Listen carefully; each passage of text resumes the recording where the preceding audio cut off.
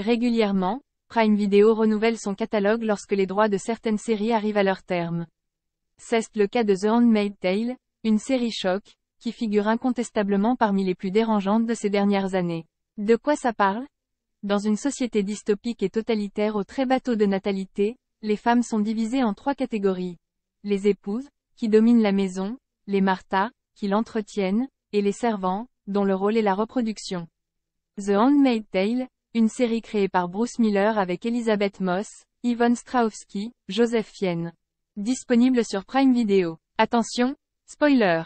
Cet article dévoile des éléments clés de l'intrigue de The Handmaid's Tale. Si vous n'avez pas vu la série et ne souhaitez pas être spoilé, ne poursuivez pas votre lecture. Une série dérangeante Jai fait en sorte que chaque détail horrible du livre se soit produit à un moment ou à un autre, quelque part. Telle est la promesse de Margaret Atwood, autrice de La Servante écarlate qui a servi de matériau de base pour la série The Handmaid's Tale. Et on peut dire qu'en matière d'horreur, le spectateur est servi. Passage en revue des éléments qui font de cette dystopie une des séries les plus dérangeantes de ces dernières années. La République de Gilead. La série s'ouvre sur June, Elisabeth Moss, qui tente de se rendre à la frontière canadienne avec son mari Luke, au Tefak-Benley, et sa fille Anna pour échapper à la République de Gilead. June et Anna sont séparées de Luke et se font attraper. Anna est alors emmenée tandis que June est assignée comme servante auprès d'un couple riche et important de la République. Elle n'est plus June, mais s'appelle désormais Offred, littéralement de Fred, car elle est désormais un objet interchangeable, un bien qui n'a de valeur que pour une seule chose, sa matrice. Priver les pêcheurs de leurs droits parfois, les scènes les plus dérangeantes de la série sont celles qui nous semblent familières, rendues encore plus percutantes par la voix off d'Offred. Dans une scène de flashback, probablement juste après le coup d'État, June et sa meilleure amie Moira, Samira Wiley, entrent dans un café et, sans raison, la serveuse traite June et Moira de salopes et les met à la porte. Personne ne fait de bruit.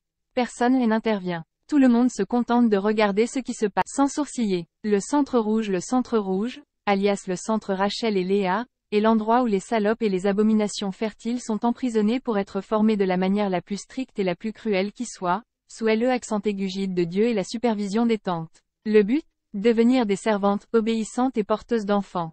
Les tantes sont chargées de leur faire subir un lavage de cerveau et de punir celles qui se comportent mal ou qui les défient de quelque manière que ce soit.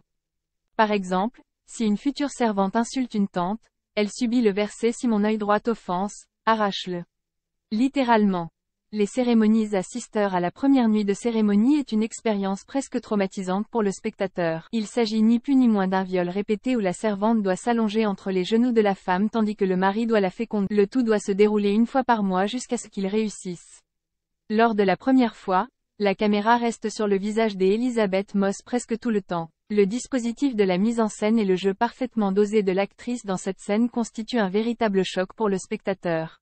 La violence tout au long de la série c'est le thème qui revient le plus souvent et qui fait débat autour de la série. Sa représentation de la violence ne fait aucune concession. Son but est clairement de dénoncer toutes les violences qui sont infligées à toutes les personnes qui sont prisonnières de Gilead contre leur volonté et qui se font soit violer, torturer, assassiner ou tout à la fois.